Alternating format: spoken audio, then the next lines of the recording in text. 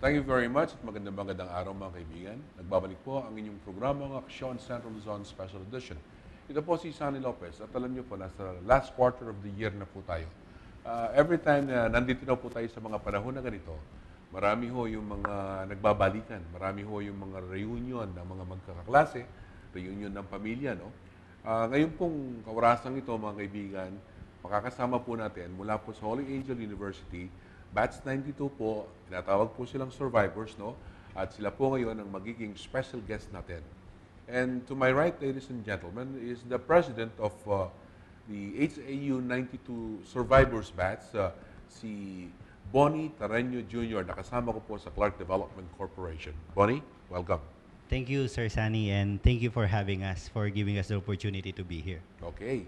At kasama rin ho namin, alam niyo ho kasi, mas madalas sila second time na nila sa atin, siguro hindi lang itong second time na ito, masyado hong masipag ang batch nito, no? Kaya po, they're always there, they're always here to remind yung mga batchmates po nila sa kanilang mga activities, no? I have a trustee and the public relations chair po ng HIU 92 Survivors, si Ms. Rosel Ocampo Sarmiento. Rosel, welcome to the show. Hello po sa lahat ng televiewers and hello Sir Sunny. Thank you so much for having us again this year.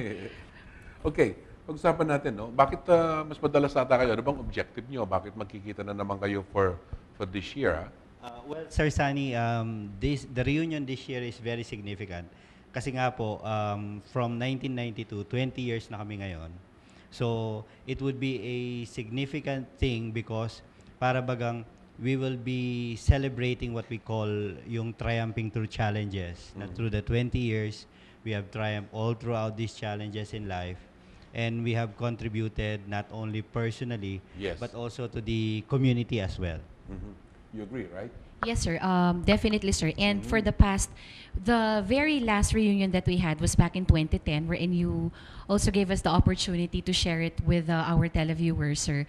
After that very successful reunion, the batch itself was also able to do a lot of community outreach programs, and which later on will be shared by Sir Bonnie to our televiewers. So practically, sir, it's not just more of a reunion wherein we really get to meet with our batchmates, but also this is also something wherein we get to gather them also to do special community outreach programs. So, hindi lang puro good time, no? Yes, sir. Hindi lang puro kasiyahan. Yes. Hindi po. Oo.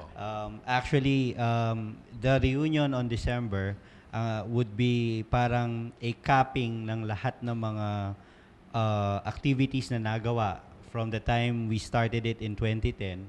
So parang it would be also a success in a way that with the activities that we have done for the last 2 years, we will be able to come up again with hopefully a much better reunion than the 2010 reunion. And more projects siguro, no? Yes, sir. Yes, sir. More projects.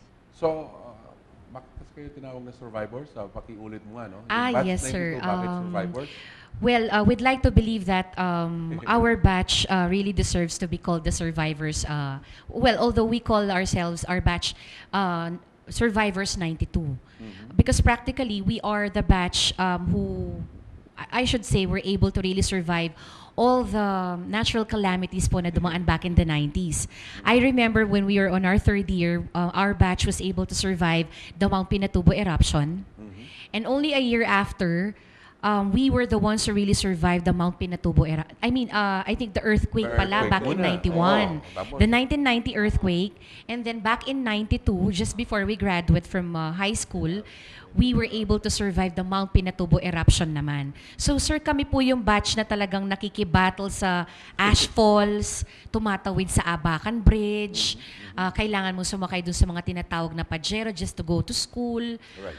And practically, sir, we were the batch na talagang nag-suffer talaga na, I think, a couple of months, wala wala pong classes. But then when tumigil dun, di ba? Yes, sir, actually. I remember maraming tumigil, mga elementary, high school. Marami rin pong tumigil noon. Actually, there were also some batch members na hindi na nakapagtapos sa Holy Angel.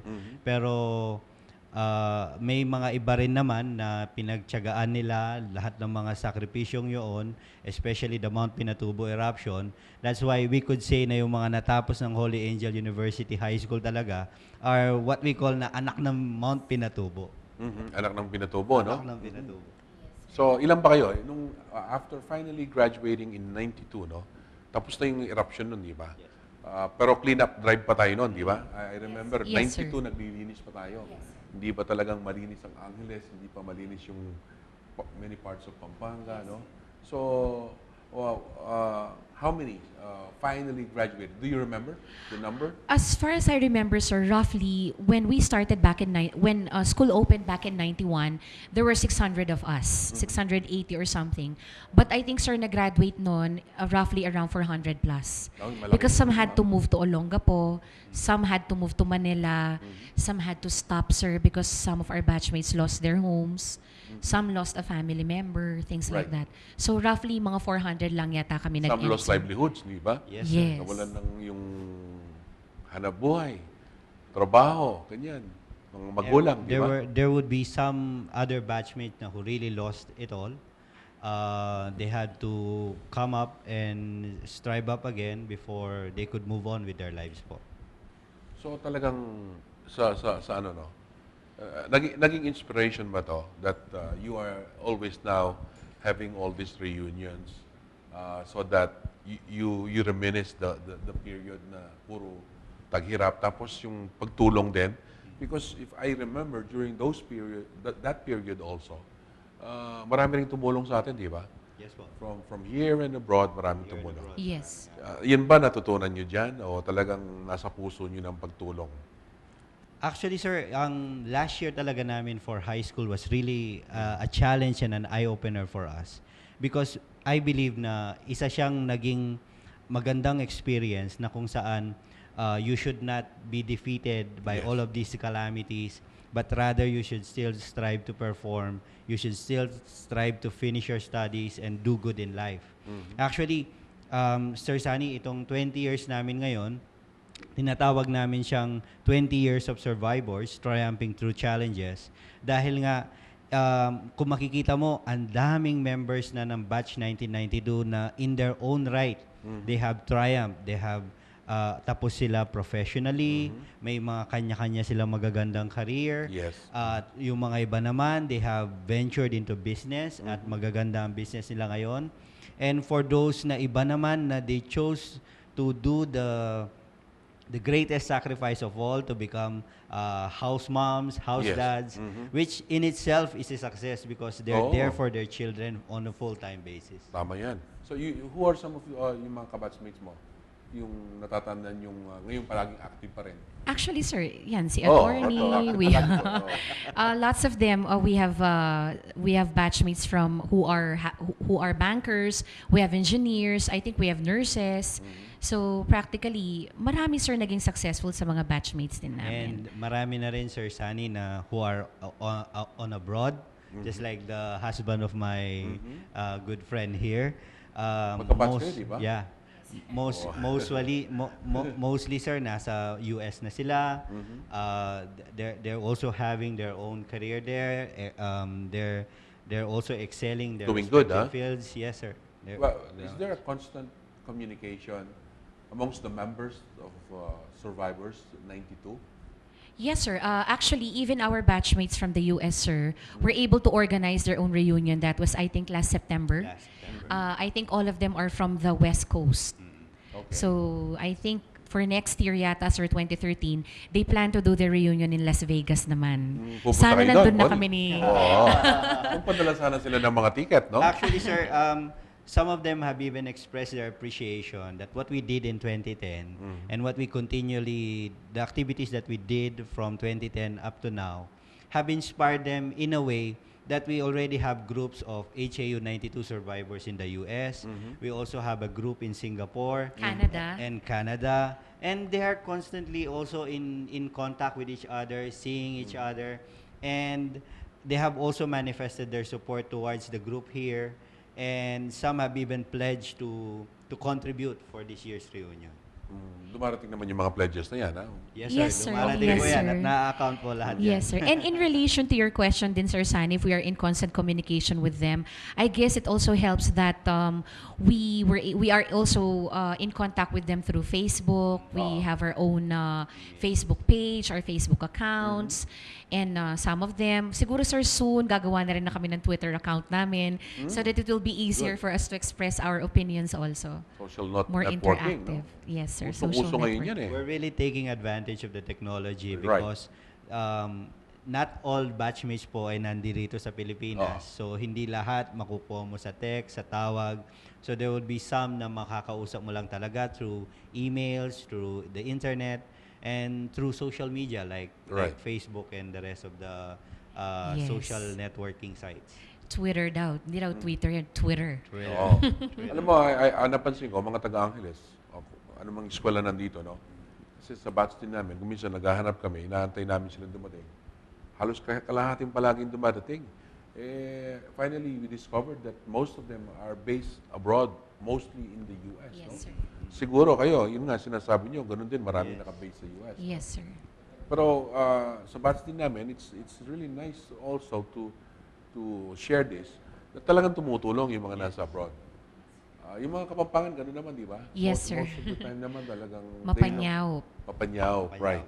So, where do you expect, anong iniisip nyong numbers ang will be, kailan ba gagawin ito, itong reunion natin? The reunion po is scheduled na on December 15. We'll be having it at Shanghai Palace Restaurant in Balibago.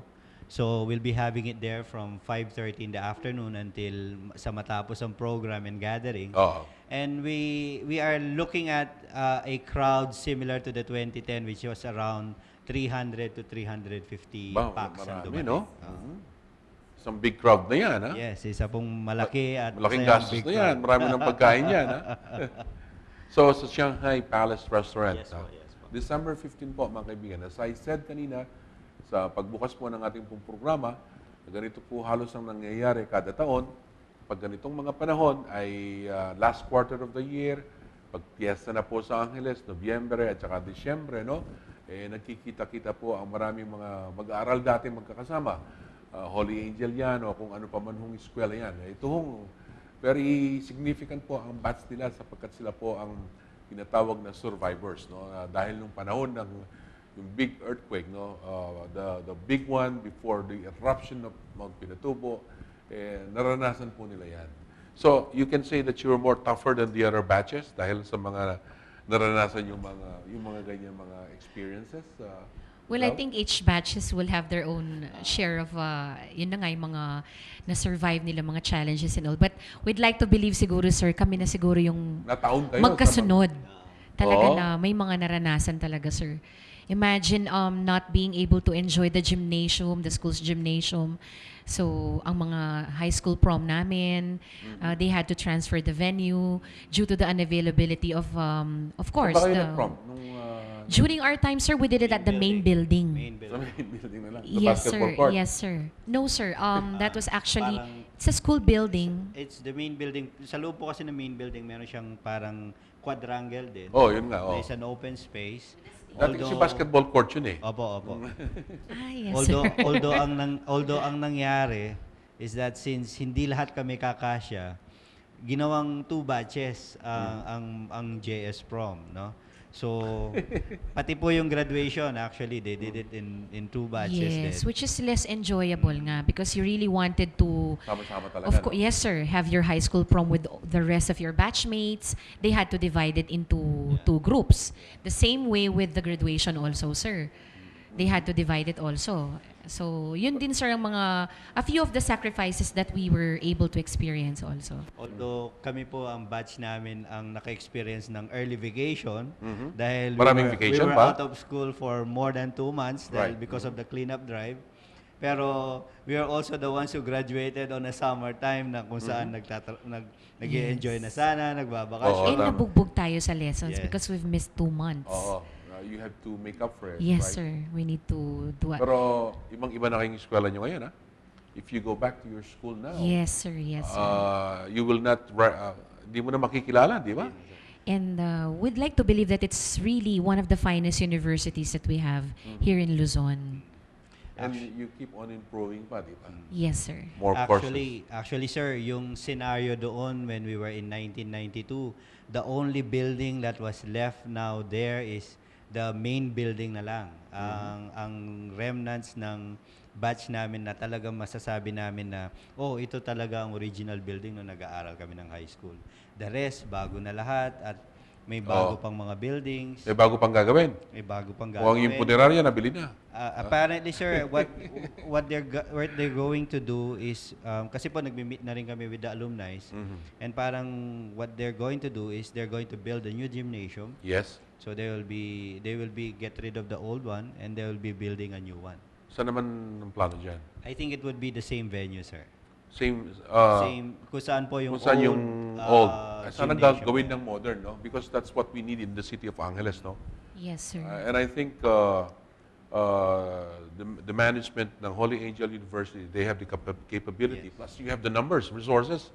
At sigurado ako, yung survivors Yes, sir. tutulong dyan, di ba? Yes, sir. Yes, sir. Lahat naman, they share sa mga improvements. Yan ang importante ho ng malakas po yung mga alumni organization para nang sa gayon ho, yun nga, biro nyo, sila graduate na, okay na sila lahat. Most of them are doing fine individually, but the fact that they remember to go back and help others, no, is something that is really, really laudable. No?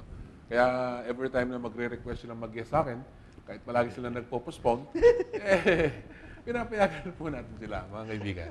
So we're gonna have a short break, ladies and gentlemen, and then we will continue ito hong discussion namin ng survivors, no? Yung HAU 92. They call themselves the survivors, and rightfully so, because that was the time po talaga na sunod-sunod pong delubyo ang dinaanan po natin dito po sa bansa natin, lalong-lalo na po sa lungsod ng Angeles. Babalik po kami.